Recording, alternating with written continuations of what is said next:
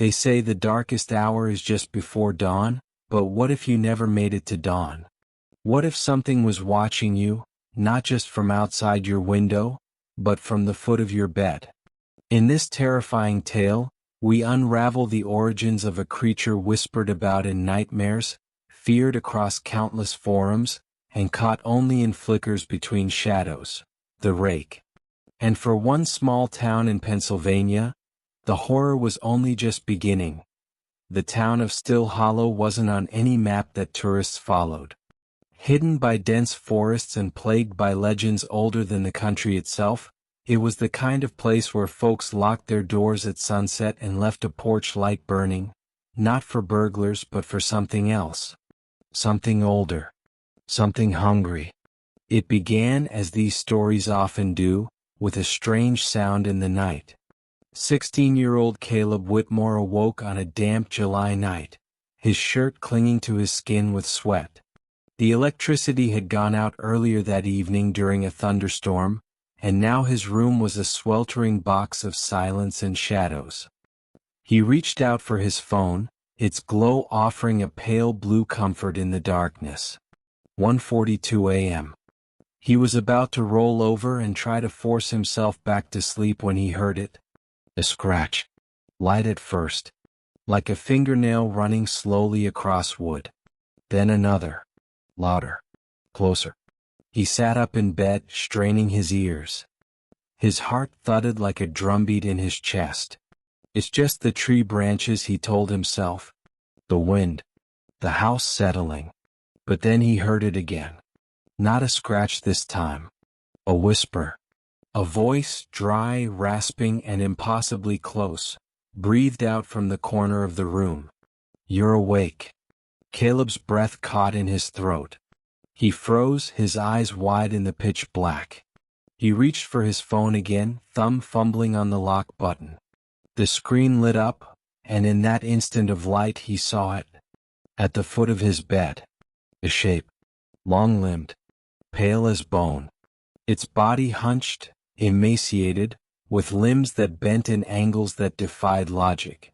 Its eyes glinted, black and endless, and its mouth was a rictus of jagged yellow teeth. And then the screen went dark. Caleb screamed. His father came rushing into the room, flashlight in hand, finding his son curled up against the wall, eyes wild with terror. But there was nothing in the room. No creature. No scratch marks. Nothing but the lingering scent of wet earth and rot. His parents chalked it up to sleep paralysis. Night terrors. Maybe the stress of starting his senior year soon. But Caleb knew what he saw. And worse, he knew it had seen him too. Caleb wasn't the only one. 3 nights later, across town, 8-year-old Rosie McKay woke up screaming. Her mother found her hiding beneath the bed, clutching her teddy bear so tightly it seemed split. He watches me sleep, she whimpered. He told me not to move. The town sheriff, Doyle Branham, heard about the cases. Normally, Doyle would have shrugged them off, kids with too much internet access and overactive imaginations. But then came the animal mutilations. Dogs, cats, even a deer, found in the woods near homes. Torn open, not eaten, displayed, gutted with surgical precision. Their eyes missing. Still Hollow was not a town of panic. But fear has a smell. And soon, it was everywhere. Caleb, unable to sleep, began researching everything he could find about strange sightings and sleep-stalking entities. That's when he came across the name. A name that made his skin crawl. The Rake. The earliest mentions dated back to the 1600s. Eyewitness accounts of a naked man, twisted and feral, with black eyes and a voice like wind through a grave. Some said it visited only those marked by trauma. Others said once you saw it, it would never stop watching you, until you lost your mind, or died. One night, unable to take the silence of his room, Caleb snuck out and wandered into the forest behind his house. The woods in Still Hollow had always felt older than time. Trees that groaned when there was no wind. paths that changed without warning. About a half-mile in he saw something. A man. Or what looked like one. Barefoot. Pale. Standing perfectly still, its head tilted slightly as if listening. Caleb ducked behind a tree, heart pounding. He peeked again, and the figure was gone. He didn't hear it leave. Didn't see it move. It had simply vanished. He ran home without looking back. Over the following weeks, Still Hollow began to unravel. Families reported children speaking in tongues. Teens waking with scratch marks across their bodies.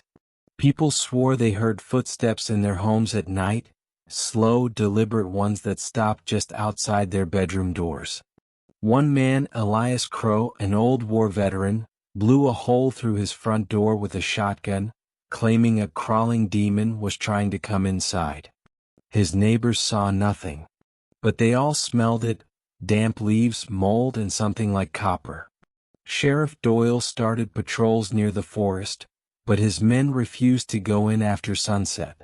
One deputy, Sam Riker, went missing during a night watch. They found his hat and flashlight near the edge of the forest, and nothing else. Then came the nightmares. People throughout town began having the same dream, lying paralyzed in bed while a pale figure sat on their chest, whispering their secrets back to them. Things they'd never told anyone. Their darkest thoughts. The Rake wasn't just watching them. Was learning them.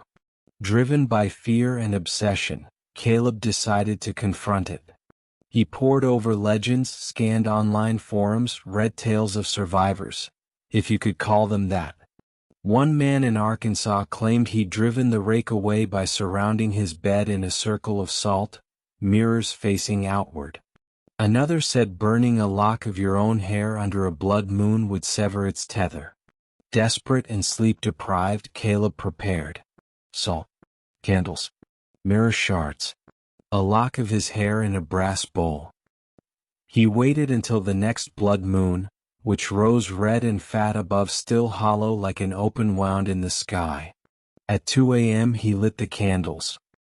He whispered the incantation from the Arkansas man's blog, placed the hair into the bowl, and struck a match. The fire flared blue. Then the air turned cold. The candles extinguished. And the whisper came again. Closer than ever. You're still awake. Caleb turned, heart in his throat. There it stood, inside the circle of salt. Unblinking. Grinning. Now I am too. Then everything went black. As the shadows deepen over Still Hollow, the creature grows bolder.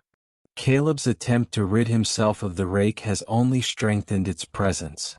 What is it? Where did it come from? And most importantly, what does it want? The nightmare is far from over. Stay tuned for part 2, where we delve into the origin of the Rake, the haunting past of Still Hollow, and the hidden truth Caleb is about to uncover, one that may already be too late to stop. Caleb Whitmore had always believed that fear was an emotion, a biological response to danger, a trick of the brain. But what he now knew, sitting alone in the aftermath of a failed ritual, was that fear wasn't an emotion at all. It was a presence, was watching him. And it had a name. He woke up on the floor of his room. Morning sunlight leaked through the blinds, casting sharp lines across the floor. The candles were melted into puddles. The salt circle had been scattered, like something had crawled through it. The brass bowl with the lock of his hair was missing entirely. But worst of all, he wasn't alone. In the mirror that leaned against his wall, he saw himself. And behind himself, a figure. Too tall. Too thin. Pale skin stretched like paper over sharp, jutting bones. Its head was bowed slightly as if examining him. But when Caleb turned, nothing. The mirror was empty again. And so was his soul. That morning, Caleb's mother knocked gently on his bedroom door. "You okay, sweetheart?" she asked through the wood. "You didn't come down for breakfast." Caleb stood in front of the mirror. His voice was hollow. "Yeah. Just tired." He didn't tell her that he hadn't slept, that he couldn't sleep. Not anymore. Because when he closed his eyes, he heard it. Breathing. Ragged. Animalistic. Right next to his ear. In the following days, something about Caleb began to change. He flinched at sudden sounds. Kept every light on even during the day. The dark circles under his eyes deepened until it looked like bruises had formed beneath the skin. And he spoke less and less, choosing instead to draw. And what he drew terrified his parents. Sketches of long-limbed things with spindly fingers. Mouse with too many teeth. Scenes of himself in bed, surrounded by shadows. Always with the same words scribbled in the margins. It's awake now. It knows I see it. Don't sleep. Don't dream. Don't move. Caleb wasn't the only one searching for answers. Sheriff Doyle Branham, now convinced that something unnatural was gripping his town, turned to the archives. He had spent most of his career brushing off ghost stories and cryptid tales, but recent events, the missing deputy, the sleep-induced hysteria, the mutilated animals, had broken his resolve. In a dusty box labeled 1973, Unsolved Incidents, he found it. A leather-bound journal. Weather-worn. The front was scorched, but a name was barely legible. Margaret Ellison. She had been a schoolteacher in Still Hollow almost 50 years ago. The journal, as it turned out, was her record of what she called the night stalker. She wrote of hearing whispers, of children waking up with marks, of seeing something outside her window every night at exactly 3:07 a.m. One entry chilled Doyle to his core. It watches. It waits. It learns. I thought it was a demon, but it's worse than that. It's a memory. It doesn't come from hell. It comes from us, from our fear, our grief. When we look too long into our pain, it looks back. The journal ended abruptly with a single sentence written in red ink. Once you hear its voice, it already knows your name. On the 7th night after his failed ritual, Caleb fell asleep. He hadn't meant to. He was sitting upright, lights on, music playing, anything to stay awake. But exhaustion is a cruel master. It doesn't ask permission. And when he dreamed, he saw the riverbed. It was dry. Cracked like old skin. Trees twisted unnaturally on both sides, their limbs clawing toward the center. Fog hung in the air like a curtain. Caleb was barefoot, wearing a white hospital gown. He tried to speak, but no sound escaped his lips. Then he saw the shape moving just beneath the surface of the dry earth. Like something swimming under the ground. A skeletal hand burst through the cracked mud. Then another. Slowly, painfully, a creature pulled itself out. It had no eyes. Its mouth hung open in a permanent scream. And yet it whispered, "You dreamed of me. That makes me real." Caleb tried to run. But the world tilted. The sky bled black. The trees screamed. And then he woke up. His bed was soaked with sweat. His ears rang with silence. But on his arm in red, scratched into the skin, were words. "You found the place. Now find the truth." The next day, Sheriff Doyle paid a visit to the town's oldest resident.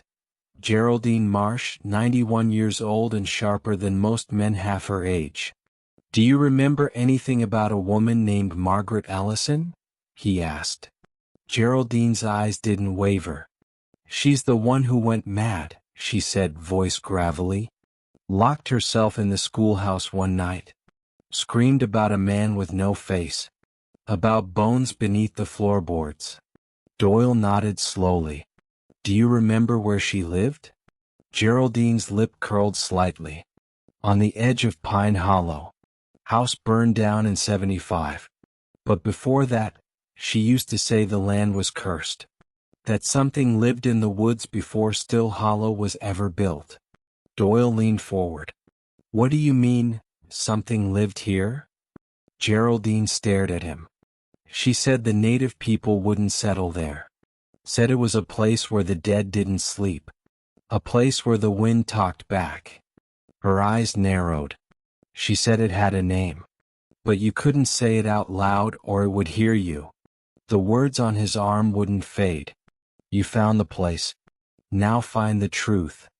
Caleb remembered the riverbed from his dream. It wasn't a metaphor. It was real. He'd seen it once on a hike with his father years ago, just outside of Pine Hollow where the woods grew denser and even the birds stayed silent. He packed a flashlight, a knife, a notebook. At dusk he snuck out. The woods swallowed him quickly.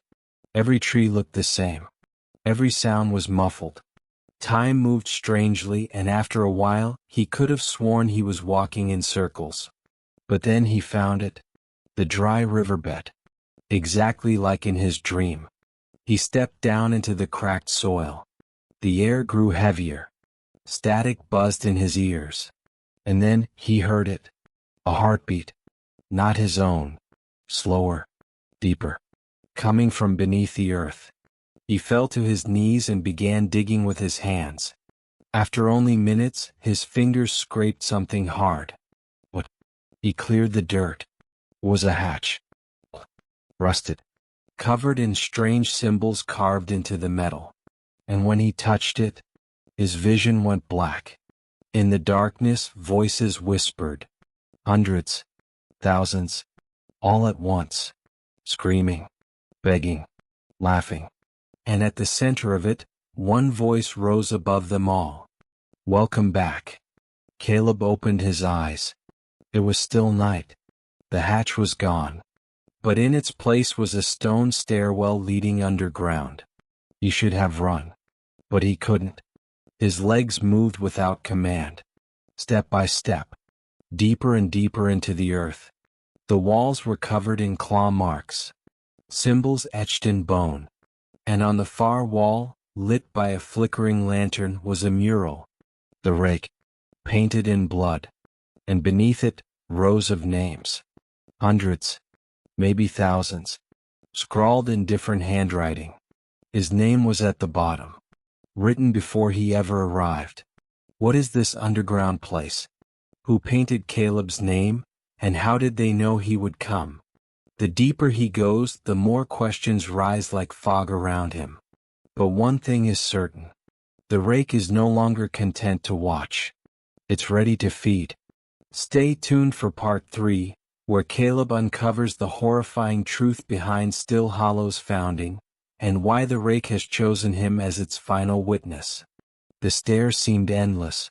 The deeper Caleb went, the colder it became. Not the sharp chill of winter, but a dead cold, the kind found in morgues and forgotten places. His flashlight flickered, though its batteries were full. Shadows crawled unnaturally along the walls, clinging like cobwebs.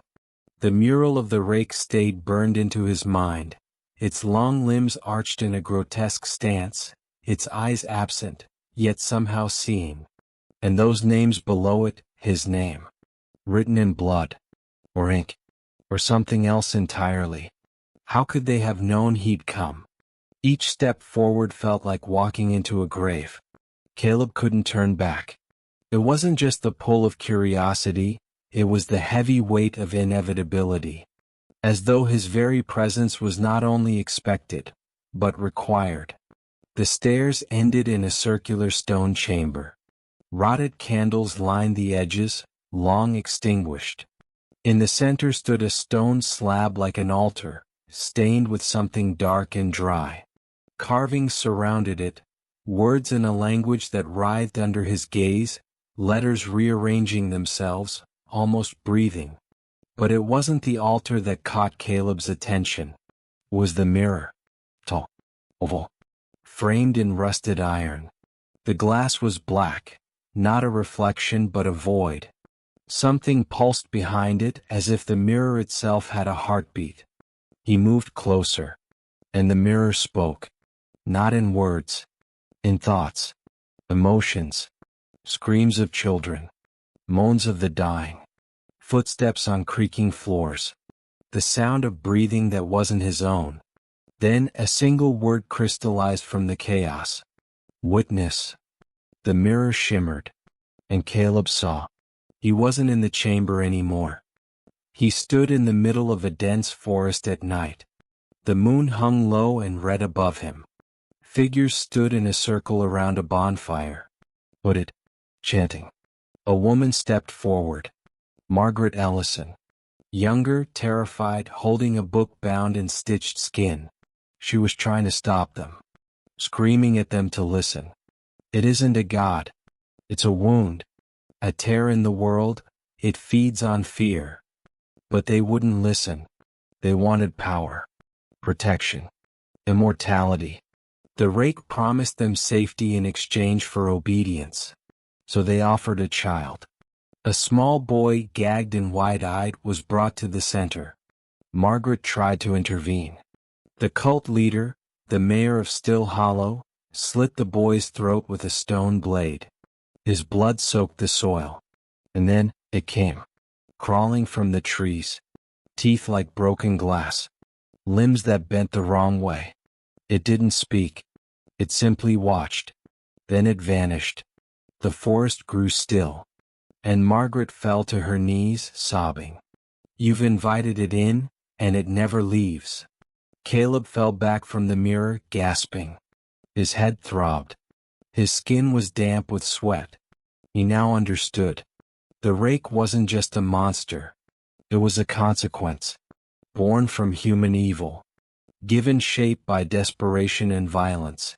And now fed by the fear passed down through generations. Still Hollow was built on sacrifice. And now, it was time to pay again. When Caleb returned home, he found the front door open. His parents were gone. No note. No sign of struggle. But the house felt wrong. The mirrors were uncovered, despite always being veiled in fabric per his mother's superstition. Each one showed not his reflection, but distorted versions of him. Twisted. Grinning. Bleeding. A sound came from upstairs. Whispers. He followed them. They led to his bedroom. He opened the door. And found the walls covered in writing. Over and over in his own handwriting. You are the witness. And witnesses must never sleep. On his bed sat a box. Inside it, a videotape. Labeled, Caleb First Night. He didn't remember recording anything. Hands shaking, he popped it into the old VCR in the living room. The footage began. Black and white. Static. Then an overhead view of his room. It showed him sleeping. For hours nothing happened. Until exactly 3:07 a.m. Then, something emerged from the corner. Crawling. It was the Rake. It moved like a marionette with invisible strings, limbs twitching. It crept to his bed, sat beside him. Watched him sleep. Never touched him. Just watched. For over an hour. Then it turned. And looked directly into the camera. Its mouth moved. The screen cut to black. Caleb wasn't alone for long.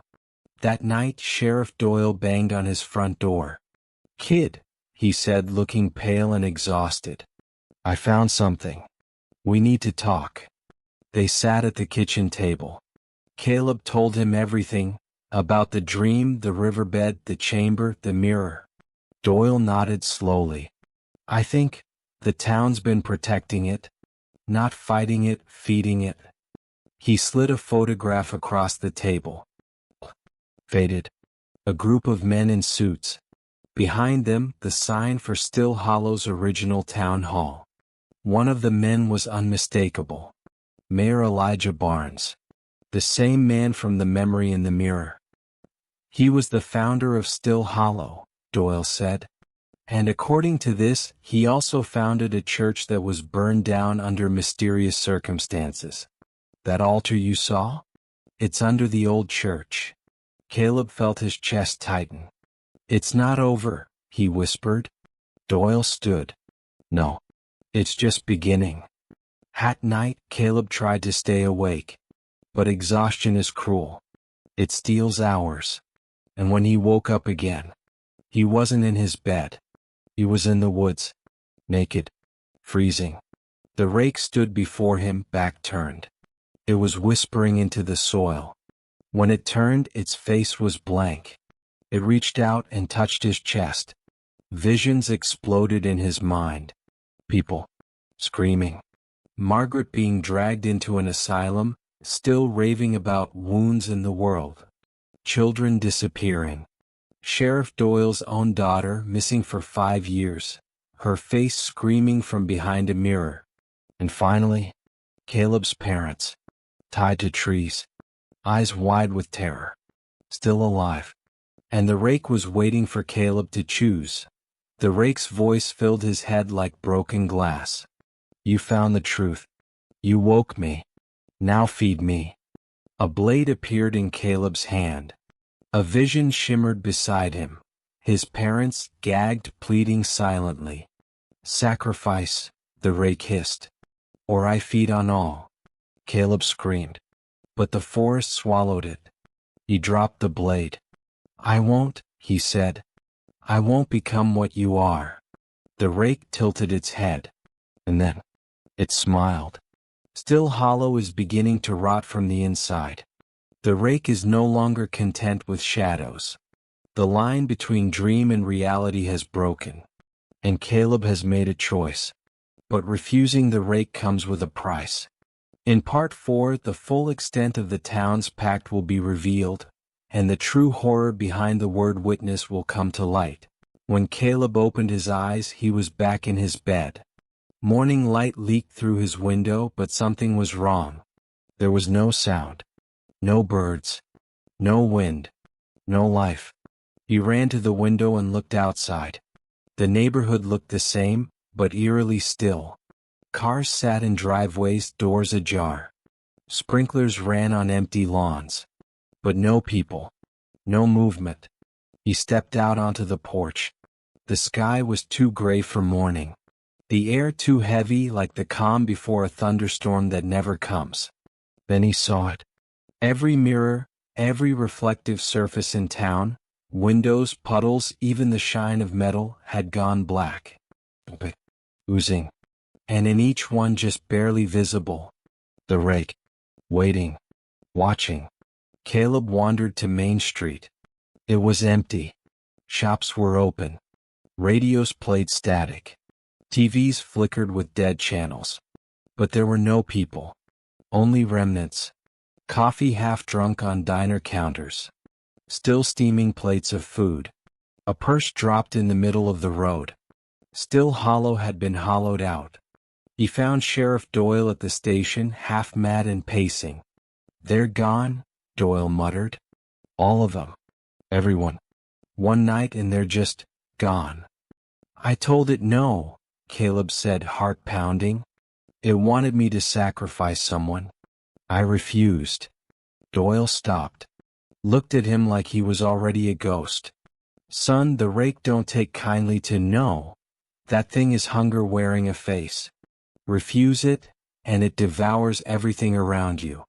Doyle led Caleb into the station's archives. He pulled out a dust-covered box labeled, Confiscated, Church of the Night Shriek 1927. Inside was a small leather-bound diary. The name burned into the cover. Margaret Ellison. They opened it together. August 3, 1926. The rake is not a demon. It is older than belief. It is the breath between sleep and death. Comes to those who know, who see. It watches from the moment you open your eyes as a child, and waits for the night you leave them open while you dream. I am the witness now. I dream its memories. I see through its eyes. And soon, it will see through mine. The pages grew erratic. Scribbles. Blood smears. Strange drawings. A final entry was etched so deep it tore the paper. There must always be a witness. Or the rake will walk in daylight. Caleb slammed the book shut. What the hell does that mean? Doyle looked pale. I think it means you're the lock on the cage. If you deny the rake its sacrifice, it starts to open. They drove to the town's outskirts. The silence had spread. Neighboring towns, Clear Ridge, Jasper's Bend, Abandoned. Doyle tried the radio. Just static. Then a voice cut through. A whisper. Sleep, Caleb. Just sleep. The radio burst into flame. Caleb swerved, heart hammering. They crashed into a ditch. When he came to, Doyle was unconscious beside him. And in the woods just ahead, a figure stood. Long arms. Pale body. No eyes. The Rake. But it didn't move. Just watched. Caleb blinked, and it vanished. Caleb remembered the book. There had to be something in it. He turned the last page. A crude ritual. Drawn in blood. Symbols. Chant. Fire. And one word. Replace. Margaret had tried to trap it. Not banish it. She failed, because she didn't have a replacement.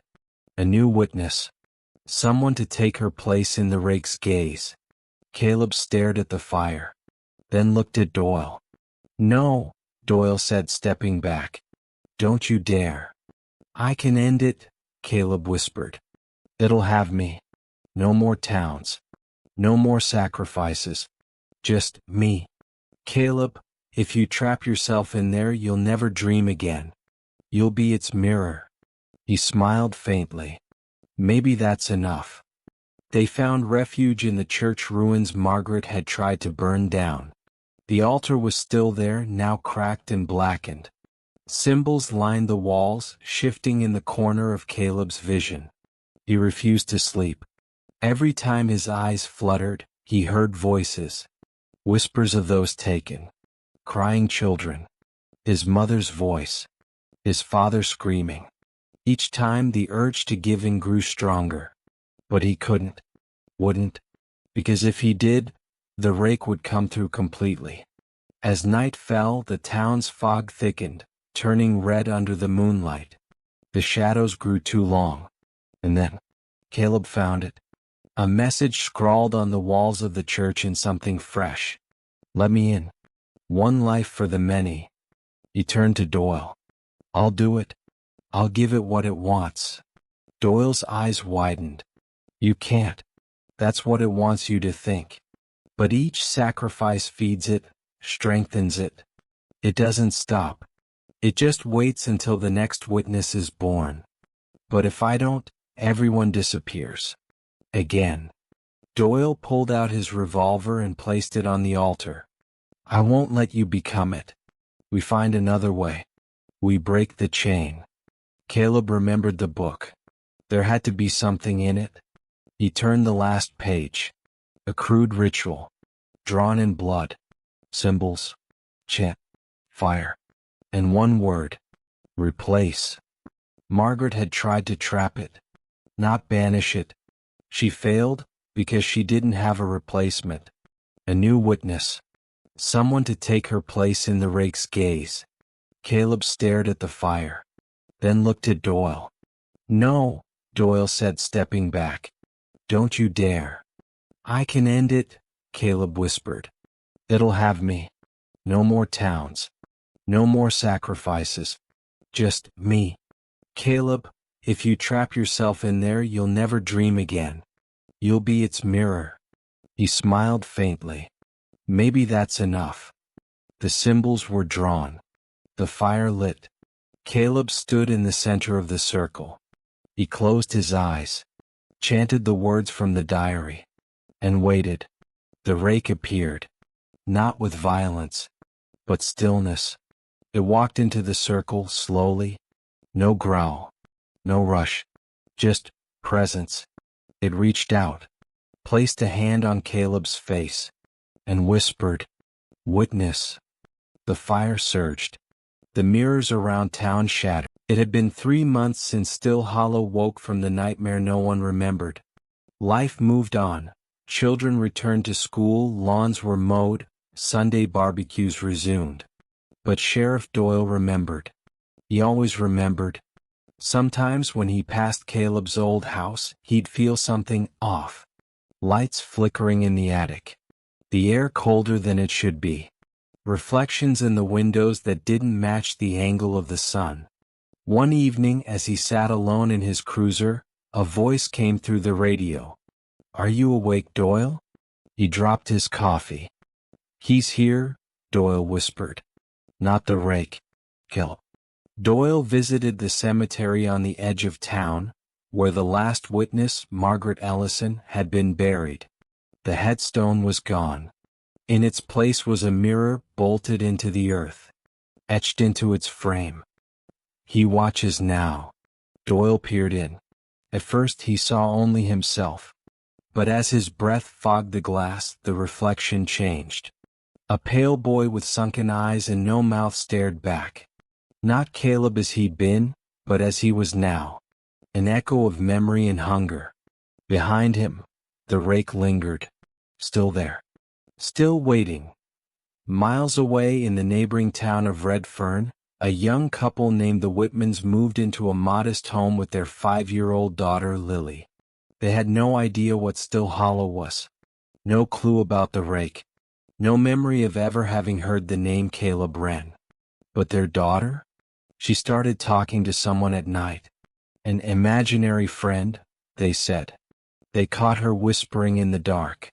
"He said he used to be a boy. Now he watches the bad thing." The mother laughed nervously. "Who is he, sweetie?" Lily blinked. "The boy with no mouth." Meanwhile, back in Still Hollow, Doyle studied the diary once more. He realized something terrifying. The ritual Caleb had performed was not permanent. Margaret's notes had warned.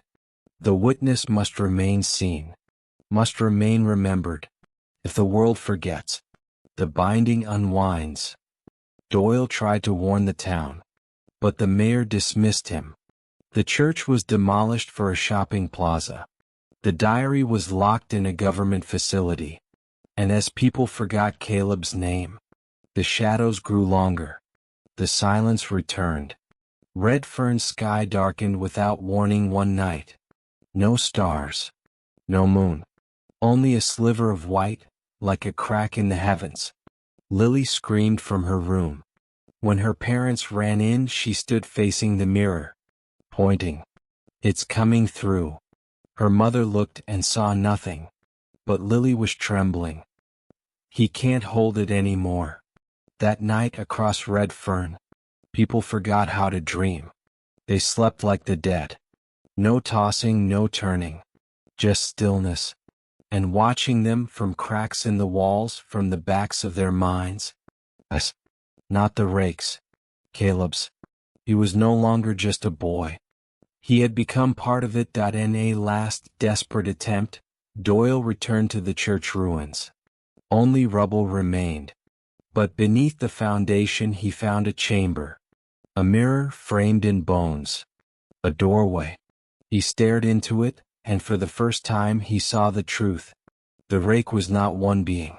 It was the collective hunger of forgotten fears. It needed a witness not to escape, but to feed on attention.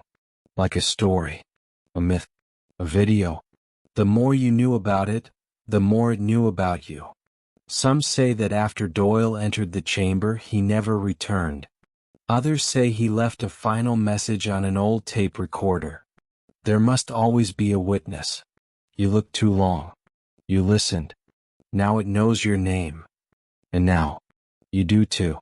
You've made it to the end of the story. Or maybe, the story has just begun, for you. If you find yourself waking up at 3:14 a.m., unable to move, if you sense something watching from the corner of your room, don't look into the mirror. Don't listen to the whispers. And whatever you do, don't open your eyes, because the rake is watching. And now, so is Caleb. If you made it this far, congratulations. You're now part of the story.